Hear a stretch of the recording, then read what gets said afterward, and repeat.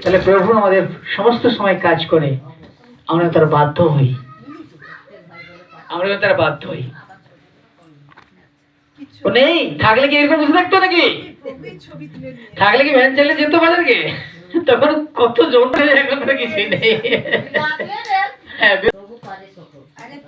আর তার জন্মদিন থেকে আমরা দেখতে পাই যে সে প্রথম নাসরত থেকে, গালিলে নাসরত থেকে দাউদকুলে এলো নাম লেখাতে।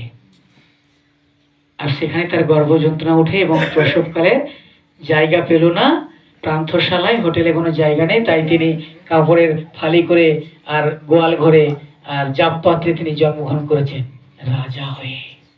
কেন জাপ পাত্রে? কেন? যেহেতু রাজা। না নততা, নততা, নম্রতা, তার ভালো। আমরা আমাদের পরিবারের ছেলে মেয়ে জন্ম হলে কি হয়, ভালো ভালো কাঁথা, অনেক কিছু জিনিস তৈরি করা, কেউ দোলনা নিয়ে আসা না।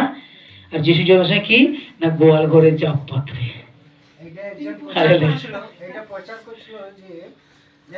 কি থাকে ওই নোংরাতে সে জন্ম হয়ে আমাদের শরীরের ভিতরে যে নোংরাটা আছে, রাগ, হিংসা, মিথ্যা, খারাপ খারাপ খারাপ গুণ, ওটাকেই পরিষ্কার করার জন্য তিনি সেই নোংরা জায়গাটা বেছে নিয়েছেন। তাই তিনি নামলেন গোয়াল ঘরে এসে জাপ পাত্রে, যে তোমারই ভিতরটা গোয়াল ঘর হয়ে আছে। গোয়াল ঘর ঢুকলে কি মশা, মাছি, গ্যাস, গন্ধ, গরু, পেচ্ছাপ, পায়খানা, সমস্ত কিছু দুর্গন্ধ, সেখানেই আমি থাকতে চাই, কারণ তুমি পরিষ্কার করতে চাই, খ্রিস্টান করতে নয়। হালেলুয়া। আর আমাদের মধ্যে এই নীতিটা না থাকে যে আমি ওদের খ্রিস্টান হয়ে গেছি। না, আমি মানুষ, আমি হিন্দু ধর্মে, আমি সনাতন ধর্মে, আমি সেই মানুষই আছি।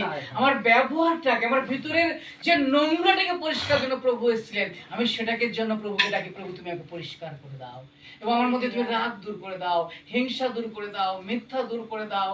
আমার মধ্যে প্রভু সুন্দর সুন্দর বাক্য যেন থাকে, আমার মধ্যে যেন সুন্দর কথা থাকে, সরলতা থাকে।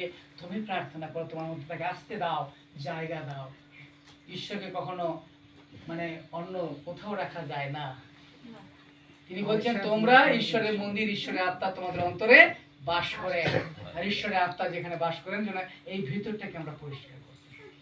তাই প্রভু যীশু খ্রিস্ট তার পবিত্র রক্ত দিয়ে তিনি আমাদের সূচি করেছেন, যেন আমরা তার বাধ্য থাকি। আর তিনি আমাদের তখন সমস্ত কিছু সাহায্য করেন।